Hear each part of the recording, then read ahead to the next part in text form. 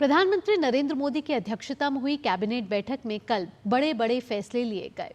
किसानों की आय बढ़ाने और मध्यम वर्गीय परिवारों की खाद्य सुरक्षा से जुड़ी योजनाओं के लिए 1,01,321 करोड़ रुपए का प्रावधान किया गया है। प्रधानमंत्री ने कहा है कि इन फैसलों से अन्नदाताओं को आत्मनिर्भर बनाने के साथ ही खाद्य सुरक्षा को और मजबूती मिलेगी। केंद्र की नरेंद्र मोदी सरकार किसानों के कल्याण के लिए प्रतिबद्ध है।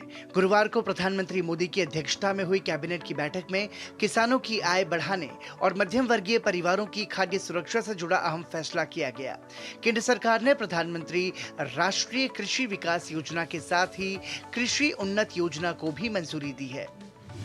सबसे पहला जो बड़ा फैसला आज लिया गया है वो है किसानों की इनकम को बढ़ाने से और हमारी मिडिल क्लास परिवारों के लिए फूड सिक्योरिटी से रिलेटेड है। ये आप बहुत अगर ध्यान से इसको समझें, हमारे मिडिल क्लास परिवारों के जो थाली में जितने आइटम होते हैं, मेन आइटम्स, उनमें कैसे हम आत्मनिर्भर हों और कैसे एक एक करके उसमें फैसिलिटीज बढ़े, उसका एक बहुत ही होलिस्टिक तरीके से इस आज के कैबिनेट में एक विस्तृत योजना रखी गई है। दो बड़े एलिमेंट्स हैं। एक तो है पीएम राष्ट्रीय कृषि विकास योजना, दूसरी है कृषि उन्नति योजना। इन दोनों योजनाओं के लिए 1,03,21 करोड़ रुपयों का प्रावधान किया गया है। किसानों की आय बढ़ाने के लिए यह योजना काफी अहम है। दोनों योजनाएं कृषि उत्पादकता और मध्यम वर्गीय परिवारों की खाद्य सुरक्षा के लिए अहम है। इन योजनाओं का क्रियान्वयन राज्यों के सहयोग से किया जाएगा। इसमें खेती की चुनौतियों से निपटने के लिए प्रावधान किए गए हैं। योजना के तहत कृषि के अलग अलग पहलुओं को शामिल किया गया है।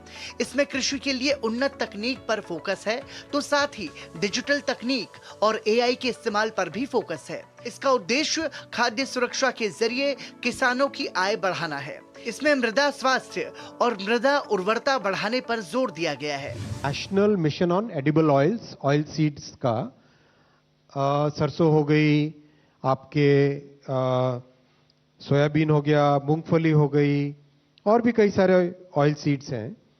उन सब के लिए total 10,103 crore rupees. Oil seeds, basically edible oils, form a very important component of our food security. For every middle class family, for every low income family, it's a very important component, very important annual or monthly expenditure item. इसमें हम कैसे production बढ़ा के price को stabilise करें और जो continuously हमारी रिक्वायरमेंट इंक्रीज हो रही है देश में, उसको कैसे हम मीट करें अपनी खुद के प्रोडक्शन से। कैबिनेट ने खाद्य तेलों के लिए राष्ट्रीय मिशन को मंजूरी दी है, जिसमें उत्पादकता को बढ़ाने पर जोर है। खाद्य तेलों के लिए राष्ट्रीय मिशन में खाद्य तेल की खेती के लिए क्षेत्रफल बढ़ाने का प्रयास होगा। वर्ष 2031 तक खाद्य तेल का उत्पादन 20.2 मिलियन टन करने का लक्ष्य रखा गया है। कुल मिलाकर इन दोनों योजनाओं में कृषि के अलग अलग पहलुओं को शामिल करके किसानों को सशक्त बनाने पर जोर दिया गया है। शैलेंद्र मिश्रा के साथ bureau report, DD news. PM Modi की अध्यक्षता में केंद्रीय मंत्रिमंडल ने मराठी, प्राकृतिक, असमिया, बंगाली और पाली भाषा में को शास्त्रीय भाषा का दर्जा देने का फैसला लिया है। इस फैसले से इन भाषाओं के प्रति जागरूकता में इजाफा होगा। इन भाषाओं में रिसर्च को बढ़ावा मिलेगा। जो छात्र इन भाषाओं को उच्च शिक्षा के लिए विषय के तौर पर पढ़ेंगे, उन्हें स्कॉलरशिप का लाभ भी मिल सकेगा। विश्वविद्यालयों में इन भाषाओं की पढ़ाई के लिए नए कोर्स शुरू हो सकेंगे। इन भाषाओं की पढ़ाई करने वाले छात्र छात्राओं के लिए रोजगार के अवसर भी बढ़ेंगे।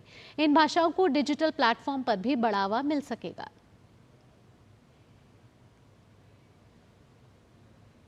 बहुत बड़ा फैसला लिया गया है। 5 लैंग्वेजेस को क्लासिकल लैंग्वेजेस के लिए अप्रूव किया गया है। 5 लैंग्वेजेस, मराठी, पाली, प्राकृत, असमीज और बंगाली, इन 5 लैंग्वेजेस को क्लासिकल लैंग्वेजेस का दर्जा दिया गया है। और क्लासिकल लैंग्वेज बनना माने बहुत बड़ी गौरव की बात है।